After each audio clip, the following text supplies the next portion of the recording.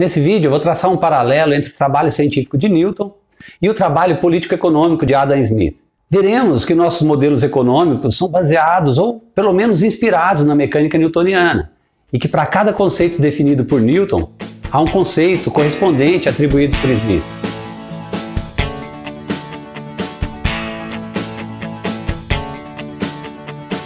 Olá, sou eu, Desfilete, cientista e professor. Esse é o canal Verbo Científico, que ensina os conceitos fundamentais da ciência de forma clara. Os conteúdos são divididos em playlists temáticas para que você possa acompanhar as aulas de forma sequencial e lógica. Clica nesse botão aqui para se inscrever no canal e clica também no sininho para receber novidades quando elas forem lançadas.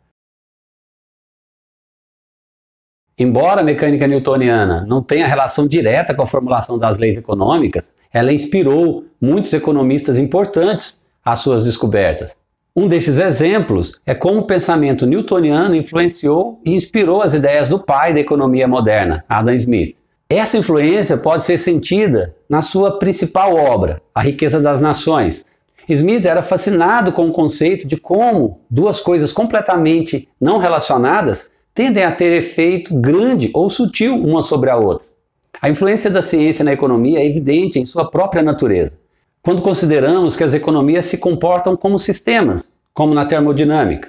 As economias tendem a passar de estados de desequilíbrio para equilíbrio, variáveis autoajustáveis que estabilizam uma economia de outro modo desequilibrada para um estado mais equilibrado. Essa dependência é de natureza bastante profunda e é muito evidente no campo da economia. Por exemplo, uma queda nos preços das cebolas pode aumentar a demanda por mostrar uma relação inversa entre duas variáveis singulares. Por outro lado, pode-se citar o efeito cascata, causado em uma economia quando uma única variável, como por exemplo a taxa de juros, for alterada. O ponto aqui é que os princípios que fundamentam todo o pensamento científico são os mesmos para todo o pensamento econômico. As obras de Smith derivam grande parte da sua engenharia inspirada na maneira como Newton postulou as suas leis de movimento. Em sua obra podemos encontrar o seguinte paralelo para os conceitos-chave. O conceito de valor, cujo conceito paralelo está relacionado à primeira lei do movimento. O conceito de preço natural, que corresponderia à segunda lei do movimento de Newton. E o conceito de preço de mercado, que corresponderia à terceira lei do movimento. Vamos analisar cada um deles. O primeiro conceito, o conceito de valor, é explicado com a ideia do verdadeiro valor de uma mercadoria. Smith diz que o verdadeiro valor de um bem está na quantidade de trabalho necessária para produzi-lo. Quaisquer outras adições são simplesmente entendidas como lucro, aluguel ou flutuações no valor do dinheiro.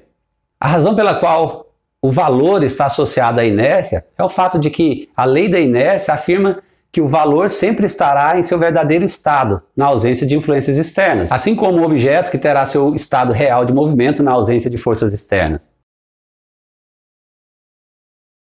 O conceito de preço natural, por sua vez, é comparado à segunda lei de Newton. Quando um objeto é influenciado por uma força externa, ele se move na direção dessa força. Isso é muito semelhante ao modo como as mudanças nos custos afetam o preço dos produtos.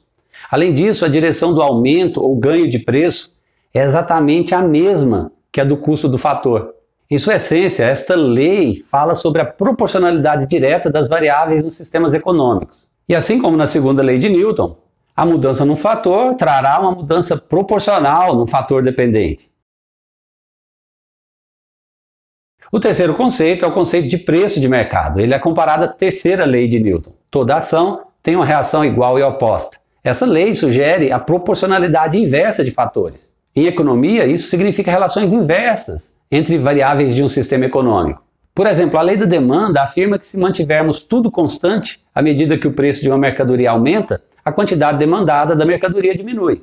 Como podemos ver, uma variável exibe uma reação oposta ao movimento da outra. Além disso, sabemos que a curva de demanda é linear e, portanto, mostra uma relação linear.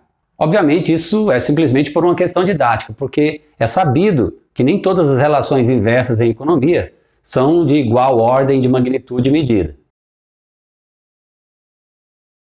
É muito interessante observar como as ideias de Smith se sobrepuseram quase perfeitamente às leis newtonianas. A ciência começa com a observação E a economia também. Inegavelmente, muito do que sabemos em economia é um derivado de ideias separadas.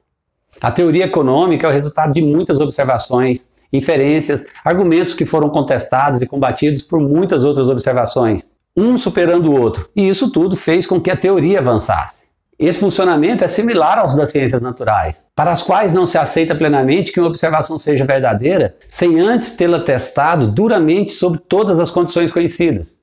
Havendo qualquer desacordo, a teoria deve ser testada novamente e, por fim, descartada ou corrigida. Só uma observação final antes de terminar esse vídeo. Há correntes que recriminam o pensamento econômico alinhado com as leis da mecânica.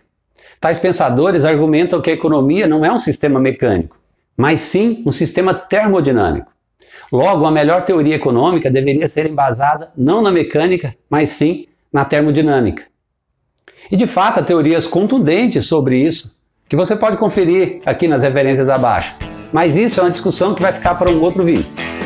Agora, esse vídeo termina por aqui. Mas antes de sair, me diga o que você achou desse paralelo. As leis de Newton deveriam continuar embasando os nossos modelos econômicos? Antes de sair, clica nesse botão aqui no meio da tela e tenha verbo científico. Abraço e até a próxima!